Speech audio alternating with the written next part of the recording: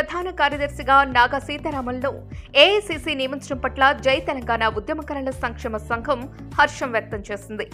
ఈ నేపథ్యంలో ఆదివారం పాల్వంచ పట్టణంలోని శాన్బాగ్ ఫంక్షన్ హాల్లో జై తెలంగాణ ఉద్యమకారుల సంక్షేమ సంఘం అధ్యక్షుడు సయ్యద్ రషీద్ ఆధ్వర్యంలో నాగా సీతారామన్లకు ఆత్మీయ సన్మాన కార్యక్రమాన్ని నిర్వహించారు. ఈ సందర్భంగా ఉద్యమకారులు, వివిధ సంఘాల నాయకులు నాగా సీతారామన్లను సన్మానించి శుభాకాంక్షలు తెలిపారు. ఈ కార్యక్రమంలో నేతాజీ యువజన సంఘం అధ్యక్షుడు ఎస్జేకే అహ్మద్, తెలంగాణ ఉద్యమకారుల ఫోరం జిల్లా అధ్యక్షుడు MD Manzoor, Congress party ST cell జిల్లా ప్రధాన కార్యదర్శి Devilal Nayak, Congress party LDM coordinator Baddi Kishore, senior జర్నలిస్టులు వేముల కొండలరావు, చంద్ర నరసింహారావు, వివిధ సంఘాల నాయకులు అబ్దుల్ రెహమాన్, బండి లక్ష్మణ్, రేగల శ్రీనివాసరావు, కొమరాజు విజయ్, అబ్దుల్ నబీసాబ్, రావూఫ్, ఉబ్బెన శ్రీను, బుడగం నాగేశ్వరరావు, సద్దాం, ఓలపల్లి రాంబాబు, సుమనాయక్, భార్గవ్ సాయి, కాపర్తి వెంకటాచారి, జిల్లేపల్లి స్టాలిన్, బాబర్, భాష తదితరులు పాల్గొన్నారు. ఈ కార్యక్రమం నిర్వహించడానికి ప్రధాన పాత్ర పోషించిన కొత్తగూడెం నియోజకవర్గంలో ఒక టైగర్గా ఉన్నట్టు నిర్మోహమాటంగా మాట్లాడాలి అంటే ఎవరంటే రషీద్ భాయ్ అనేది అందరికీ తెలుసు. అలాంటి రషీద్ భాయ్ ఆధ్వర్యంలో నేను టీపీసీసీ జనరల్ సెక్రటరీగా అయిన తర్వాత ఆయన గారు పాలనతో ఈ కార్యక్రమం పెట్టాలనేది నేను చాలా అదృష్టంగా భావిస్తున్నాను. ఎందుకంటే నాకు కూడా ముక్కుసూటి మనిషి, ఉన్నట్టు మాట్లాడుతున్న ఒక పేరు ఉంది. అలాంటి వ్యక్తి, భావాలు కలిగిన వ్యక్తి ఈ కార్యక్రమం నిర్వహించడం ఈరోజు పెద్దలు బడుగు బలహీన వర్గాల ఆశాజ్యోతి బట్టి విక్రమార్క గారి జన్మదినం ఈరోజు. ఆ జన్మదినం సందర్భంగా కొత్తగూడెంలో ఎన్ని ప్రోగ్రాంలు ఉన్నా అన్న మాట అంటే తప్పుకోలేక మొదటి కార్యక్రమం అన్న చేతుల మీద జరుగుతుంది కాబట్టి అది తప్పనిసరిగా ఆ కార్యక్రమంలో తప్పనిసరిగా పాల్గొనాలి. దానికి ముఖ్యంగా తెలంగాణ ఉద్యమకారులనే వాళ్ళ అధ్యయనంలో జరుగుతుందంటే నాకు ఇంకా ఉవ్వెత్తున ఉత్సాహం కలిగింది. ఎందుకంటే మన తెలంగాణ ఏది కోరుకున్నామో, ఏ ఆశయాల కొరకే, ఏ ఆశ కొరకే మనం కోరుకున్నామో అది సాకారం కావాలంటే కాంగ్రెస్ పార్టీ వల్లనే అవుతుందనేది కూడా ఘంటాపదంగా నేను చెప్పగలుగుతాను. ఎందుకంటే 10 సంవత్సరాలు ఎంతో నిర్వీర్యం చేసి ధ్వంసం చేసిన పార్టీని ఎదిరించి ఆ రోజు రేవంత్ రెడ్డి గారు టీపీసీసీ అధ్యక్షులు ఉండి ఈరోజు అధికారంలో రావడానికి ప్రధాన కారణం ఆ రోజు తెలంగాణ కొరకు ఎవరు పోరాడారో ఆ ఉద్యమకారుల పాత్ర ఉందని నేను నిర్మోహంగా నిక్కచ్చిగా చెప్పలేదు. ఇక మీకు రాగానే క్షమాపణ చెప్పినా మళ్ళీ కూడా క్షమాపణ చెప్తున్నా.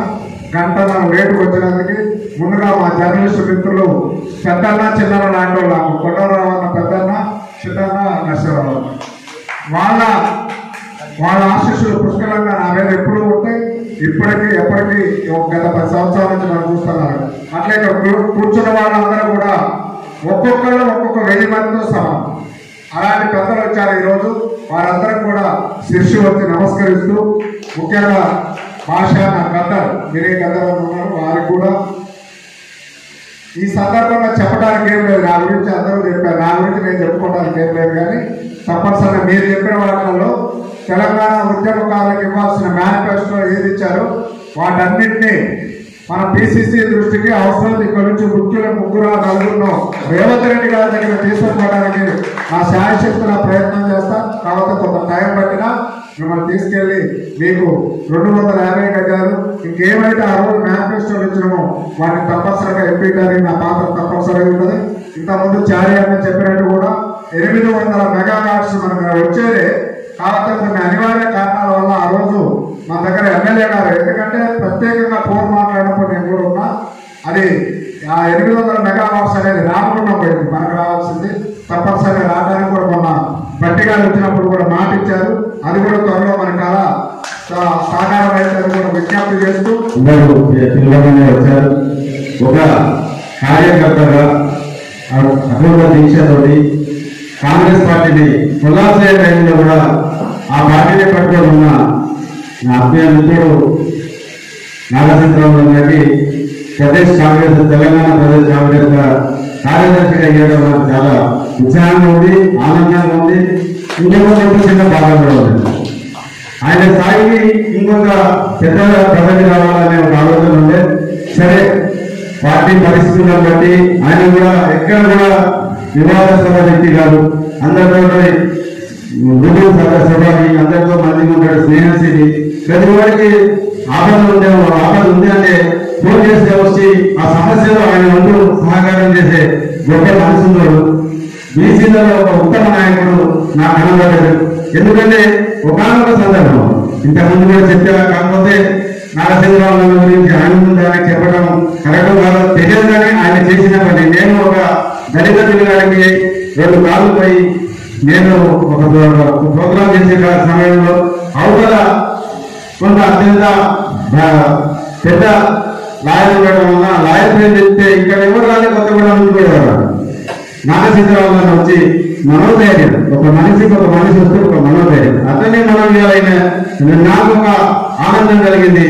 నా మిత్రుడు మనం పిలిచినప్పుడు కూడా సమకాలిక రాజకీయ నాయకుడు ఇట్లా ప్రతి చిన్న పెద్ద లేకుండా ఎవరికి సమస్య ఉందంటే నేను ఉన్నానని భుజంలోకి వచ్చే ఒక మంచి స్వభావం కలిగిన నాయకుడు. నేను ఇంతవరకు కూడా నేను రాజకీయాలలో వచ్చినప్పటి నుంచి ఎవరికి కూడా నేను సన్మాన సభ పెట్టలేదు. ఎందుకంటే ఇలాంటి నాయకులని ప్రోత్సహించి రాబోయే కాలంలో ఒక ఎమ్మెల్యే స్థాయిలో చూడాలి. ఇలాంటి వాళ్ళైతే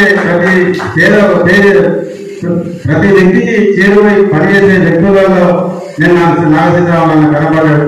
ఎందుకంటే ఒక ఎమ్మెల్యే అంటే మనకు జవాబారు, సమస్యలు అంటే సమస్య పరిష్కారం అందరం కలిసి అందరం ఇస్తాం కాబట్టి ఎమ్మెల్యేని మా సమస్య పరిష్కారం చేయండి అని. కానీ మాకు కొత్తగూడ నియోజకవర్గంలో పూర్ణరెడ్డి గారు అదే పాత్ర పోషిస్తారు. వాస్తవంగా ప్రతి వ్యక్తికి సమస్య వచ్చేది కూడా ఎమ్మెల్యే గారు అదే పనిచేస్తారు. అదే స్వభావం కలిగిన సీతారామన్ నేను ఇలా సన్మానం చేయడానికి మీ అందరికి తిరగడానికి ముఖ్య ఉద్దేశం ఏంటంటే ప్రతి సమస్య ఉంది అంటే చిన్న పెద్ద లేకుండా ప్రతి ఒక్కరి సమస్యకి నేనున్నాను, పిలవగానే ఫోన్ చేస్తే నేనున్నానని బృందానికి ధైర్యం ఇచ్చే నాయకుడు సీతారామన్.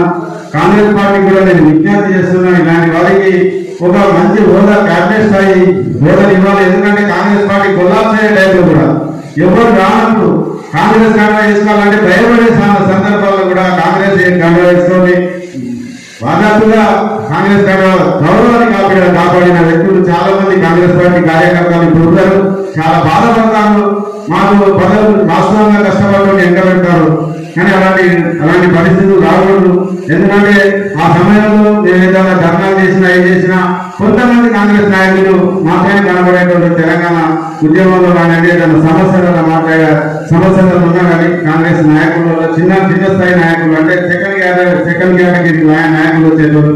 కాబట్టి నాగసింహరావు గారికి నేను సన్మాన సభ పెట్టగా నాకు ఒక అదృష్టంగా భావించి అందరికీ మానవుల సహాయ సహకారాలు, ఒక ఒక మానసిక స్థైర్యం, మనిషికి ఒక అంచెలంచెలుగా ఎదిగే విధంగా మనందరం ప్రోత్సాహం ఉండాలనే ఒక ఆలోచనతో నేను ఇలా ఉద్యమకారుల సంక్షేమ సంఘం తరపు నుంచి మేము ఇలా నాగసింహరావు గారికి సన్మాన సభ పెట్టినాం. అందులో మా సభ కొంత ఉంది.